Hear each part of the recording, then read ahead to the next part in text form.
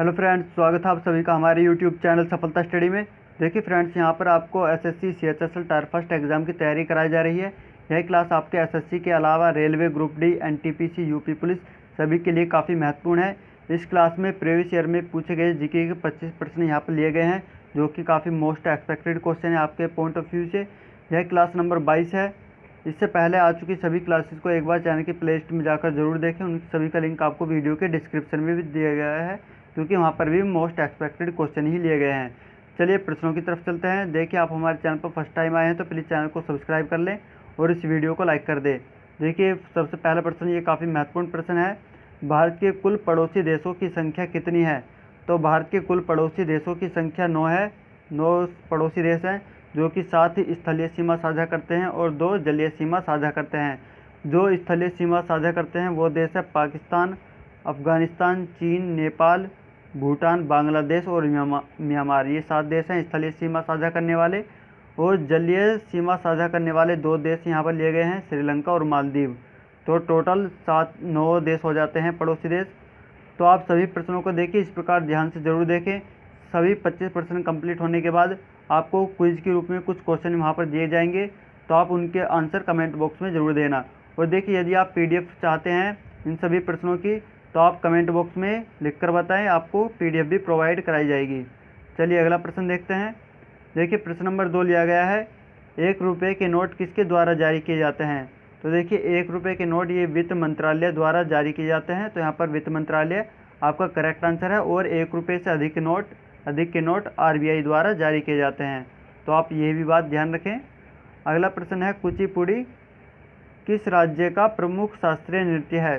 तो देखिए, कुचिपुड़ी ये आंध्र प्रदेश का राज्य के प्रमुख शास्त्रीय नृत्य है। तो यहाँ पर आंध्र प्रदेश आपका करेक्ट आंसर है। अगला प्रश्न है, बिहार का शोक किस नदी को कहा जाता है? तो बिहार का शोक ये कोसी नदी को कहा जाता है। यहाँ पर कोसी नदी करेक्ट आंसर है। और यदि बंगाल के शोक की बात की जाए तो बंगाल का शोक दामोदर नदी को कहा जाता है। तो आप ये भी बात ध्यान रखें। अगला प्रश्न देखते हैं। देखिए, प्रश्न नंबर 5 लिया गया है, मानव शरीर में स्थित सबसे बड़ी हड्डी कौन सी होती है? तो देखिए, मानव शरीर में स्थित सबसे बड़ी हड्डी फीमर होती है, जो कि जांघ की हड्डी कहलाती है। तो यहाँ पर फीमर सही आंसर है। और अगर सबसे छोटी हड्डी की बात की जाती कि मानव शरीर में स्थित सबसे छोटी हड्डी कौन सी है, तो वह है स्टेपीज हड्डी, जो कि कान में होती है। मनुष्य के कान में स्टेपीज हड्डी होती है, जो कि आकार में सबसे छोटी होती है। अगला प्रश्न देखते हैं।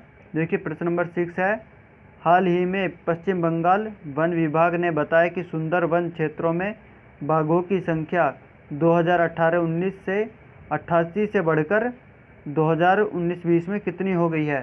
तो देखिए, यह पश्चिम बंगाल में वन विभाग ने बताया कि सुंदरबन क्षेत्रों में बाघों की संख्या, जो कि पिछले वर्ष 88 थी, तो इस वर्ष 96 तक पहुंच गई है। तो आप ध्यान रखें, यह करंट अफेयर्स से प्रश्न है। करंट अफेयर्स से प्रत्येक एग्जाम में प्रश्न पूछे जाते हैं। तो आप करंट अफेयर्स के लिए हमारे टेलीग्राम ग्रुप को ज्वाइन कर सकते हैं।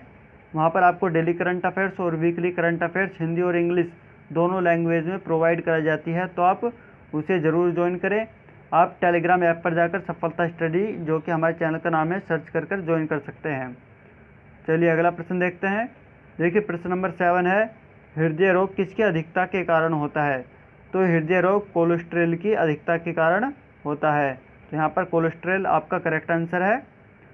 अगला प्रश्न है, भारत में मुसलमानों के लिए पृथक राज्य पाकिस्तान की मांग किसने की थी? तो देखिए, भारत में मुसलमानों के लिए अलग राज्य पाकिस्तान की मांग ये मोहम्मद अली जिन्ना ने की थी। 1940 में इन्होंने अलग देश की मांग की थी। तो आप ध्यान रखें, मोहम्मद अली जिन्ना है, इन्होंने ही पाकिस्तान की मांग की थी। अगला प्रश्न है, वर्ष 1975 में आपातकाल की घोषणा के समय भारत के राष्ट्रपति कौन थे? तो देखिए, 1975 में भारत में आपातकाल की स्थिति उत्पन्न हुई थी। तो उस समय भारत के राष्ट्रपति फ़खरुद्दीन अली अहमद थे। तो यहाँ पर फ़खरुद्दीन अली अहमद सही आंसर है। और देखिए, यदि बात की जाती कि उस समय भारत के प्रधानमंत्री कौन थे या कौन थी, तो उस समय भारत की प्रधानमंत्री श्रीमती इंदिरा गांधी थी। तो आप ध्यान रखें, इंदिरा गांधी उस समय पीएम थी। उस समय इंदिरा गांधी पीएम थी। चलिए अगला प्रश्न देखते हैं। अब प्रश्न नंबर 10 है, पानी में हवा के बुलबुले किस कारण से चमकते हैं? तो देखिए पानी में हवा के जो बुलबुले चमकते हैं वो पूर्ण आंतरिक परावर्तन के कारण ही चमकते हैं। तो यहाँ पर पूर्ण आंतरिक परावर्तन एकदम करेक्ट आंसर है। अगला प्रश्न है, आगरा के लाल किले में जामा मस्जिद का निर्माण किसने करवाया था? तो देखिए आगरा स्थित लाल किले में जामा मस्जिद का निर्माण ये जहांआरा बेगम ने करवाया था।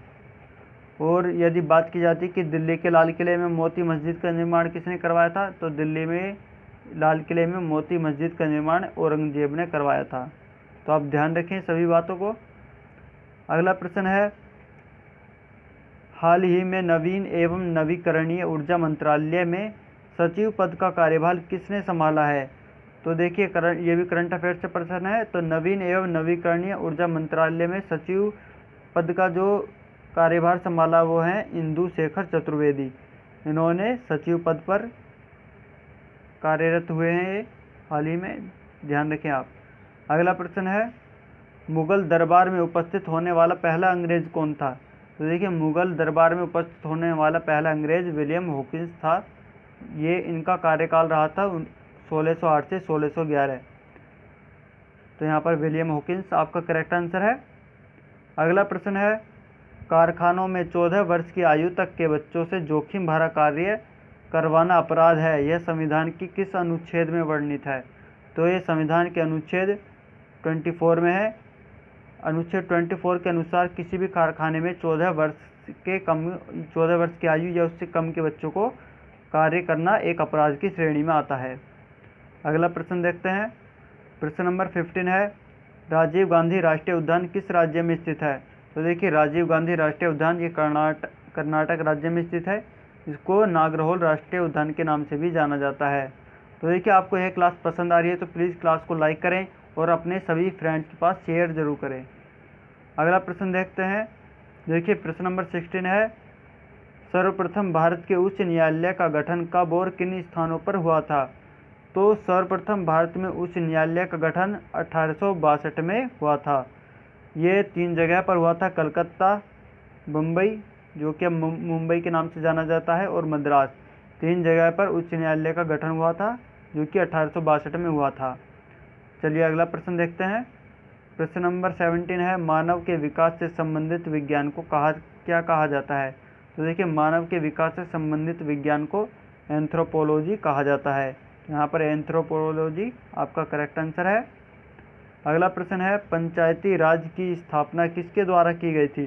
तो देखिए पंचायती राज की जो स्थापना ये बलवंत राय मेहता समिति के द्वारा कराई गई थी, जो कि 1957 में पंचायती राज सभा की स्थापना हुई थी। पंचायती राज की स्थापना 1957 में बलवंत राय मेहता समिति द्वारा की गई थी। अगला प्रश्न है, वह हवाई अड्डा जिसने भारत और मध्य एशिया के सर्वश्रेष्ठ क्षेत्रीय हवाई अड्डे का खिताब जीता है, ये भी करंट अफेयर से प्रश्न है। तो ये खिताब जीता है बेंगलुरु हवाई अड्डे ने। यह भारत और एशिया के सर्वश्रेष्ठ हवाई अड्डों में शामिल है। तो आप ध्यान रखिए बेंगलुरु हवाई अड्डा। अगला प्रश्न है, विद्युत चुंबक किस धातु का बना होता है? तो देखिए विद्युत चुंबक ये नरम लोहे का बना होता है। तो यहाँ पर नरम लोहा करेक्ट आंसर है। अगला प्रश्न है, जनगणना 2011 के अनुसार भारत का लिंगानुपात कितना है? तो जनगणना 2011 के अनुसार भारत का लिंगानुपात है 943 लिंगानुपात है। यह 943 महिलाएं प्रति 1000 पुरुष पर गणना की गई है इसकी।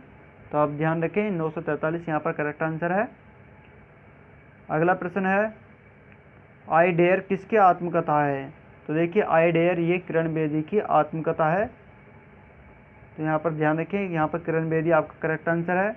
देखिए बुक से रिलेटेड काफ़ी प्रश्न पूछे जाते हैं एग्जाम में, तो आप महत्वपूर्ण बुक्स और उनके राइटर के नेम जरूर याद रखें। चलिए अगला प्रश्न देखिए। प्रश्न नंबर 23 है, बीजापुर का गोल गुंबज किस राज्य में स्थित है? तो बीजापुर का गोल गुंबज ये कर्नाटक राज्य में स्थित है, और कर्नाटक राज्य में ही टीपू सुल्तान का मकबरा भी स्थित है। तो आप इन्हें भी ध्यान रखें, प्रश्न में अगर पूछ लिया जाता कि टीपू सुल्तान का मकबरा कहाँ स्थित है तो आप कर्नाटक आंसर लगाएंगे। अगला प्रश्न है, हाल ही में किस देश ने हैनान प्रांत के दक्षिणी द्वीप में एक अंतरिक्ष rocket the long March 5B को सफलतापूर्वक लॉन्च किया है? तो इसका आंसर है चीन। चीन ने द लॉन्ग मार्च 5B एक अंतरिक्ष रॉकेट को हैनान प्रांत के दक्षिणी द्वीप से हाल ही में सफलतापूर्वक लॉन्च किया है। तो आप ध्यान रखें इस प्रश्न को। अगला प्रश्न जो कि आज का लास्ट प्रश्न है, इसके बाद क्विज की तरफ चलेंगे। प्रश्न नंबर 25 में लिया गया है कि वेग परिवर्तन की दर को क्या कहा जाता है? तो देखिए, वेग परिवर्तन की दर को त्वरण कहा जाता है। एक्सेलरेशन यहाँ पर यानी त्वरण करेक्ट आंसर है। अब क्विज की तरफ चलते हैं। देखिए, यहाँ पर क्विज के प्रश्न लिए गए हैं। तो पहला प्रश्न है यहाँ पर, कुचिपुड़ी किस राज्य का प्रमुख शास्त्रीय नृत्य है? यहाँ पर 4 ऑप्शन दिए गए हैं, आपको सही आंसर कमेंट बॉक्स में बताना होगा। और प्रश्न नंबर 2 लिया गया है, कारखानों में 14 वर्ष की आयु तक के बच्चों से जोखिम भरा कार्य करवाना अपराध है, यह संविधान के किस अनुच्छेद में है? तो यहाँ पर भी 4 ऑप्शन दिए गए हैं, आपको सही आंसर कमेंट बॉक्स में बताना होगा। देखिए, आपको बताया गया है, यदि आप PDF चाहते हैं तो आप कमेंट बॉक्स में लिखकर बताएं। और यह क्लास कैसे लगी आप यह भी कमेंट बॉक्स में बताएं। वीडियो को लाइक करें, शेयर करें और चैनल को सब्सक्राइब जरूर करें। चलिए नेक्स्ट क्लास में फिर मिलते हैं। Thank you.